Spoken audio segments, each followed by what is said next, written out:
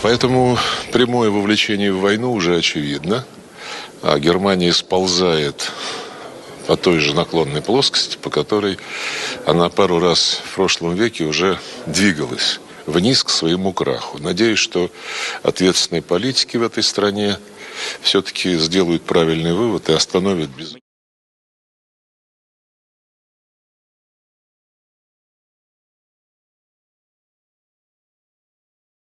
Moscow is now just about in range. I'm sure that is what Kyiv is hoping that they're thinking in the Kremlin in Moscow, although we know that it's what its designers call hard and deeply buried targets, or HDBTs. The other produces blast and fragmentation damage at a specific level of a building or bunker. That's Чекали на те, що вони скажуть адженду з їх боку, що їм потрібно. Так, припинення вогню, а потім адженда для зустрічі лідерів. Ми чекали це до обміну, потім вони сказали адженда або меморандум, що там, я не знаю, що вони придумають, буде одразу після обміну. Після обміну ми не дочекались. Наша сторона з русскими зв'язувалась. Міністр оборони дзвонив російському пану Медінському. Так, вони сказали, буде, але ми так і не дочекались. Ніхто не дочекався. Ми запитали Сполучені Штати Америки, вони також чекають, всі чекають. And also where a lot of the build-up of forces are. So it allows, I think, Ukraine to sort of hopefully get on the front foot and stall some of the activities.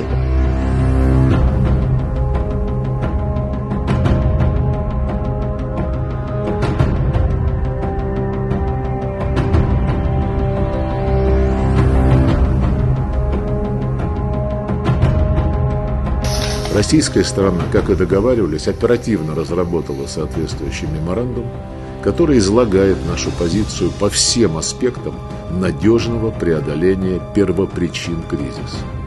Наша делегация во главе с Владимиром Мединским готова представить этот меморандум делегации Украины и дать необходимые пояснения в ходе второго раунда возобновленных прямых переговоров в Стамбуле в ближайший понедельник, 2 июня. Хотел бы вновь выразить признательность турецким партнерам за предоставление гостеприимной турецкой площадки, как вчера подтвердил в ходе своего визита в Москву министр иностранных дел Турции Хакан Фидан.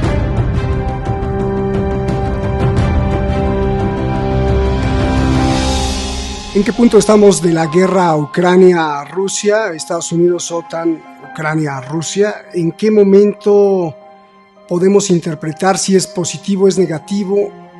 Está con nosotros Adrián Celaya, él es director de CAI Center. Adrián, muchas gracias por estar aquí y gracias por aceptar la petición de entrevista.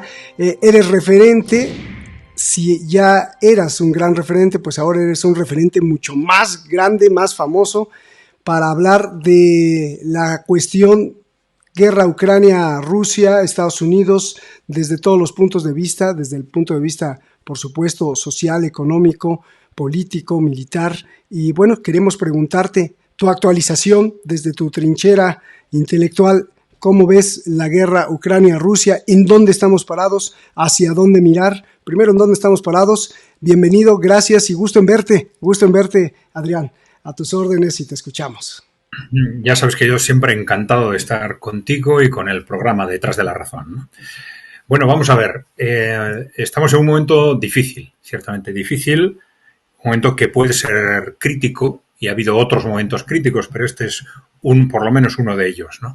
Un momento crítico, por un lado, por las dificultades que se aprecian en el proceso de diálogo o negociación que se había abierto a partir de la llegada de Donald Trump al poder, y segundo, porque hay un proceso, digamos, de escalada en el ámbito bélico que tiene dos vertientes, ¿no? Por un lado, esto parece indicar que hay una aceleración de los avances territoriales por parte de Rusia, que también ha anunciado su intención de crear una zona buffer, una zona colchón, digamos, entre las zonas de Rusia que habían sido, digamos, atacadas desde Ucrania, y alrededor de esas zonas una zona buffer que puede conducir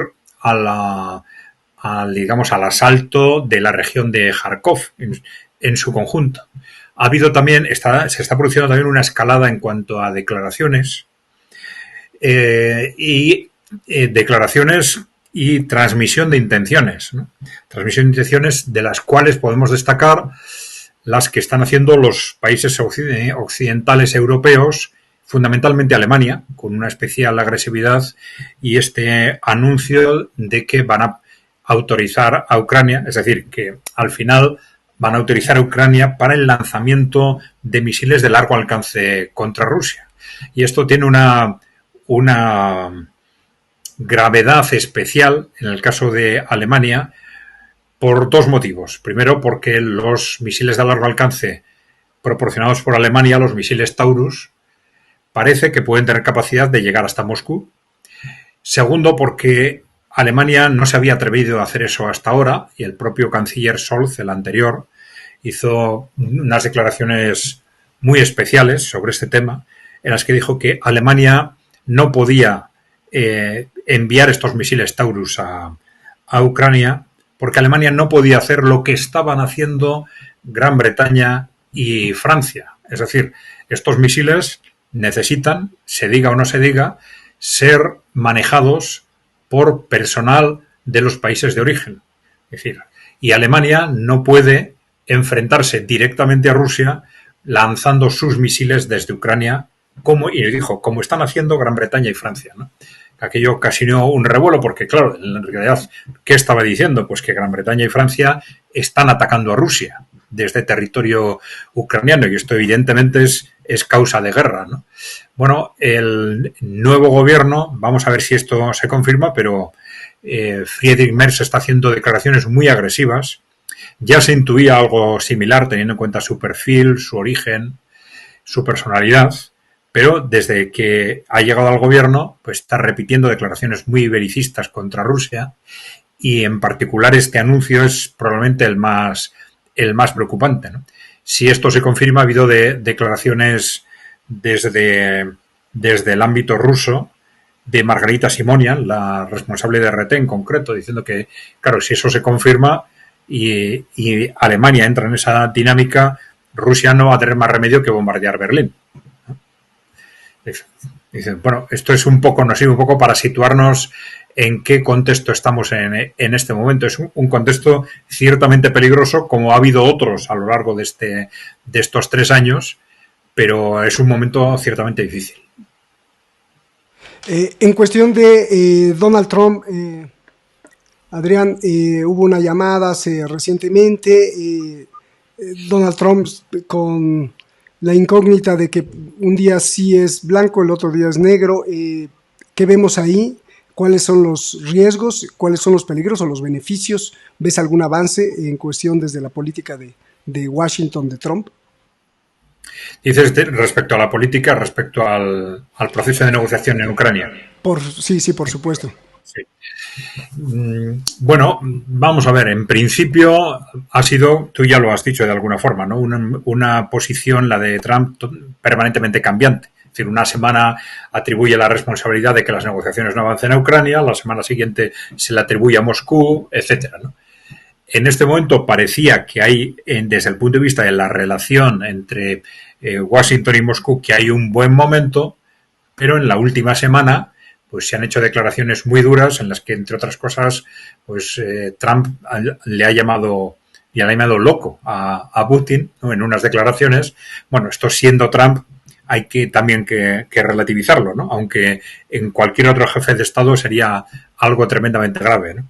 Pero parece que estamos en un momento de la balanza en el que están intuyendo que probablemente se va a producir una agravación del proceso bélico, del conflicto bélico, y entonces Donald Trump seguramente quiere mantener sus distancias con respecto a Rusia, ¿no? La verdad es que el posicionamiento de Estados Unidos durante estos meses ha sido extraño. Ha sido extraño en la propia configuración del proceso, porque claro, como ellos mismos han reconocido, en realidad lo que ha sucedido estos años ha sido un enfrentamiento bélico entre Estados Unidos y Rusia, un enfrentamiento proxy a través de Ucrania, pero con el armamento, el soporte financiero, el soporte de inteligencia, etcétera, fundamentalmente de Estados Unidos. Y como ellos dicen, bueno, es que lo que ocurre es que Estados Unidos ha perdido la guerra, somos conscientes de esto y hay que intentar salir de esto lo mejor posible. Pero claro, esto no cuadra con esa configuración de un proceso negociador en el cual Estados Unidos, o el Trump por lo menos, intenta aparecer como una parte intermedia entre las otras dos, ¿no? Entonces, claro, esto tiene lógica si Trump hubiese sido consecuente con sus declaraciones de que, bueno, esto ha sido un problema en el que nos ha metido la administración anterior, pero nosotros estamos en otra posición. Si eso fuese cierto, claro, hubiera tenido que dar marcha atrás en las ayudas de Estados Unidos al equipamiento, al esfuerzo militar de Ucrania, y esto no se ha hecho.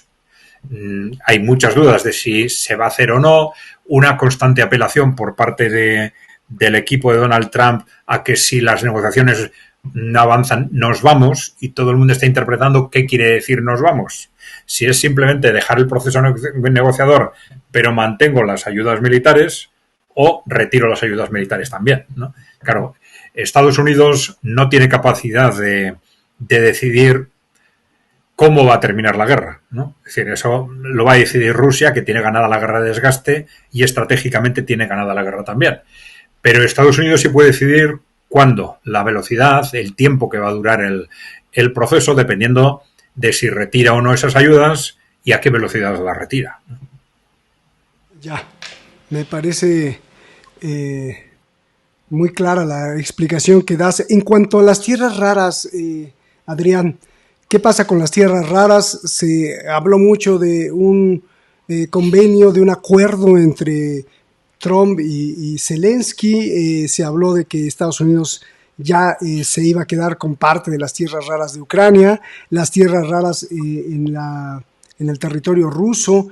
¿Qué pasa con las tierras raras, Adrián, por favor?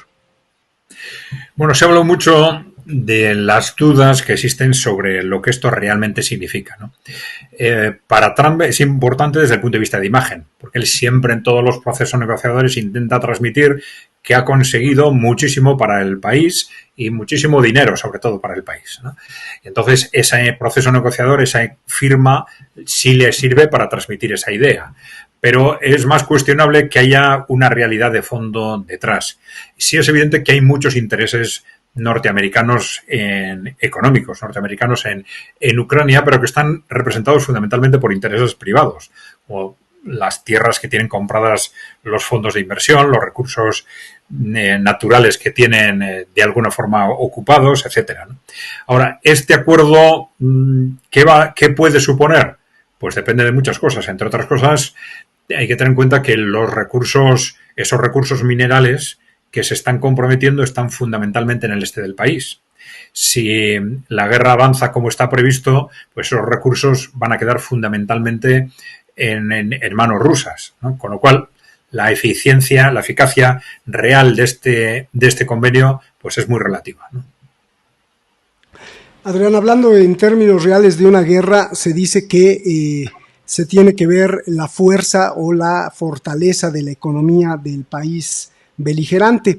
En este sentido, ¿cómo estamos con la economía de la Unión Europea? Porque si se arriesga Alemania a poner esos misiles y si los misiles logran atacar, porque cuando se los entreguen a Zelensky no tendrá duda en usarlos. Entonces, esto nos metería en una guerra muy compleja.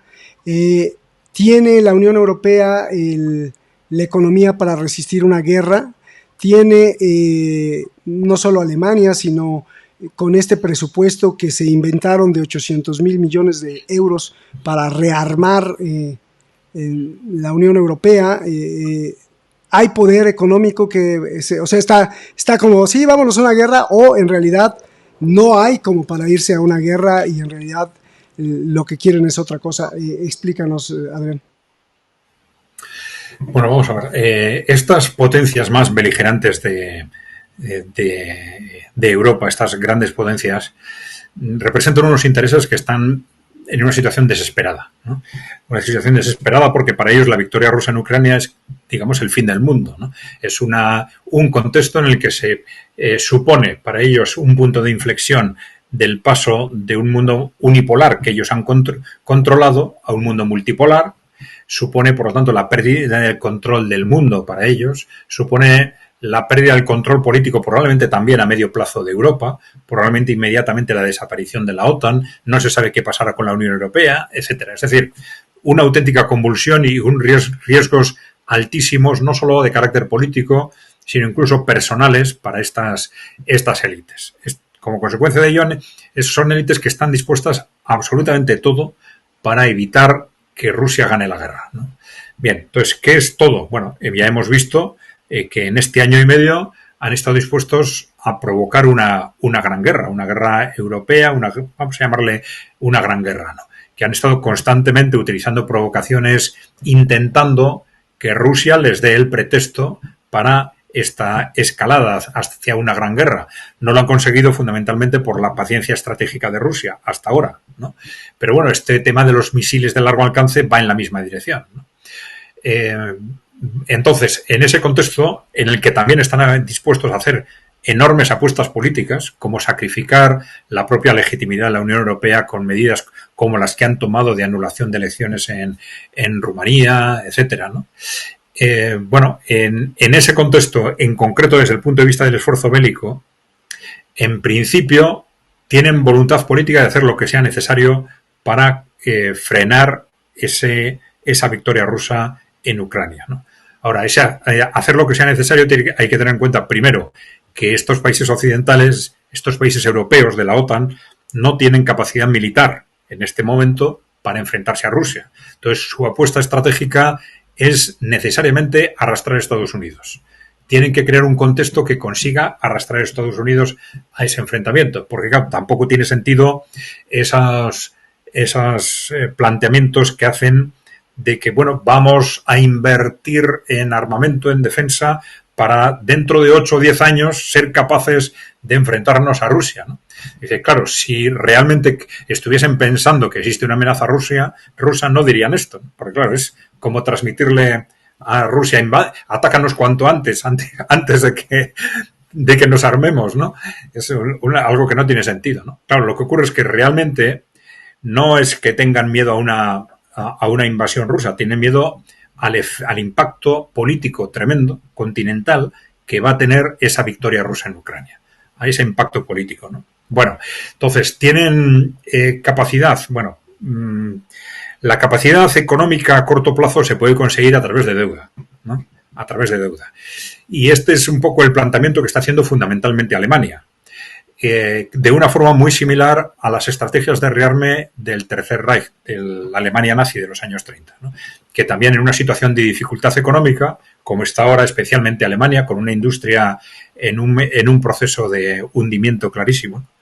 Y entonces también se hizo un planteamiento de vamos a salir de esta situación a través de una estrategia de rearme, también con una financiación, digamos, extraña, ¿no?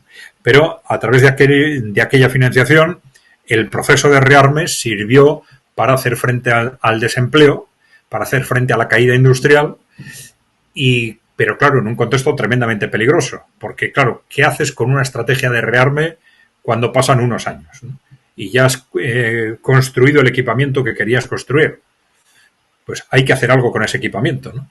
En un país pequeño, esto es posible canalizarlo si te conviertes en una potencia exportadora, por ejemplo. Entonces, ese equipo que has construido lo puedes ir renovando en la medida en que vayas exportando.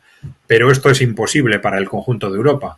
¿Y esto qué significa? Pues que, claro, cuando pasan unos años, ¿qué tengo que hacer? ¿Empezar a echar tanques al mar para poder seguir construyendo más?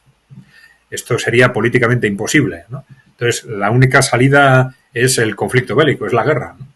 Entonces, esto es lo realmente preocupante de esas estrategias de salir de una crisis económica a través del armamento, ¿no? Pero, claro, es una forma de escapada, efectivamente, ¿no? Recordemos lo que dijo el informe de Lors en otoño. hablando de los problemas estructurales de Europa y citó como uno fundamental la falta de inversión. Es decir, tenemos un sistema económico que no funciona, que lleva décadas en las que las empresas no invierten muy poco y cada vez menos, ¿no? Y claro, eso es la referencia fundamental del dinamismo de una economía, que las empresas inviertan, ¿no? Entonces, claro, Delors decía, pues hay que invertir, él hablaba de 500.000 millones, bueno, pues una forma de forzar esa inversión, pues puede ser la inversión en armamento, desde luego, pero es, digamos, una huida hacia adelante artificial y, desde luego, tremendamente peligrosa, ¿no? Desde luego, a corto y medio plazo, ellos mismos lo están diciendo, no tienen capacidad de enfrentarse a Rusia y probablemente se trata más de una estrategia económica que de una estrategia con sentido para enfrentarse a Rusia realmente, ¿no? Pero y entonces el amago, la amenaza de ponerle misiles de largo alcance alemanes a Ucrania, ¿esa es la intención de estas élites que quieren guerra? Sí, si vemos cómo han actuado durante el último año y medio, estaríamos con una nueva acción, digamos, dentro de esas estrategias de provocación de escalada, ¿no? Es decir, intentar escalar esa guerra hacia una guerra europea, que ya digo que para ellos tiene sentido solo en la medida en que consigan arrastrar a Estados Unidos. Esta es la clave. ¿Y cómo consiguen arrastrar a Estados Unidos? Seguramente ellos están pensando en lo que sucedió en la Primera y Segunda Guerra Mundial. En ninguna de las dos guerras, digamos, la sociedad norteamericana quería ir a la guerra, pero el gobierno sí. Y entonces, bueno, utilizaron dinámicas probablemente de falsos ataques, ¿no? De lo que se suele llamar falsos ataques. Esto lo discuten los historiadores, ¿no? Con el acorazado Lusitania en la Primera Guerra Mundial, con Pearl Harbor en la Segunda, para movilizar el país hacia la guerra, ¿no? Pero en los dos casos el gobierno quería ir a la guerra, ¿no? Y el gobierno facilitó esas estrategias, ¿no? Ahora, en este caso, vamos a ver, no hay que descartar nada, pero el objetivo fundamental es este. Es decir, estos países europeos ahora mismo están analizando qué posibilidades tienen, pues contando, pues no sé, con los demócratas de Estados Unidos, con Wall Street, con el establishment en general, qué posibilidades tienen de arrastrar a Estados Unidos a esa guerra. Porque la otra opción es jugar con el tiempo. Es decir, pensar en que, por ejemplo, a partir de las legislativas del año próximo, quizás Donald Trump esté más debilitado. Esas posiciones de Donald Trump, digamos, de distanciarse de la guerra de Ucrania estén más debilitadas, o quizás dentro de 4 años pues haya un presidente distinto. Y entonces, jugar con el tiempo sería intentar prolongar la situación actual hasta ese momento, ¿no?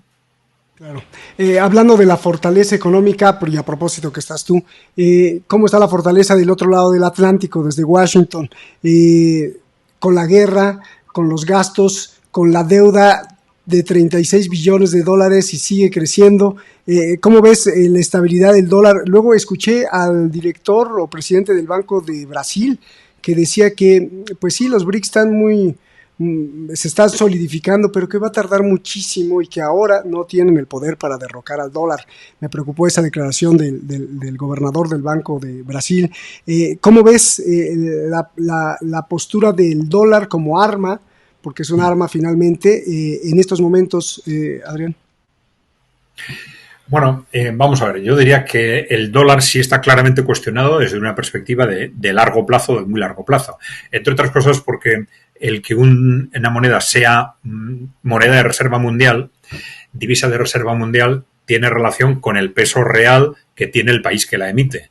Es decir, simplemente porque Estados Unidos cada vez tenga menos peso en la economía mundial, eso lleva por sí mismo, en la economía, en la política y en la fuerza militar mundial, en las tres cosas, ¿no?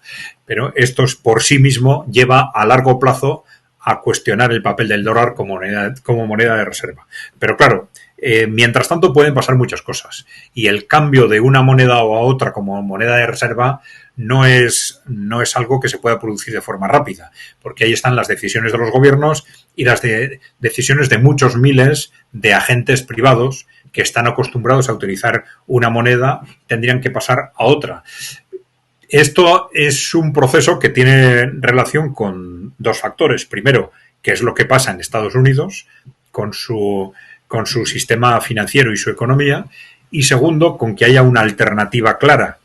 Y esa alternativa clara no existe, entre otras cosas, porque nadie le está empujando. Es decir, China no está interesada en que el yuan sea alternativa, sustituya al dólar, fundamentalmente porque han visto lo que le ha sucedido a Estados Unidos con esto. Es decir, el que tu moneda sea una referencia, sea divisa de reserva mundial, a corto plazo es muy positivo porque te facilita enormemente conseguir financiación de otros países, pero a largo plazo es una trampa tremenda. Y esto es lo que le ha pasado a Estados Unidos, ¿no?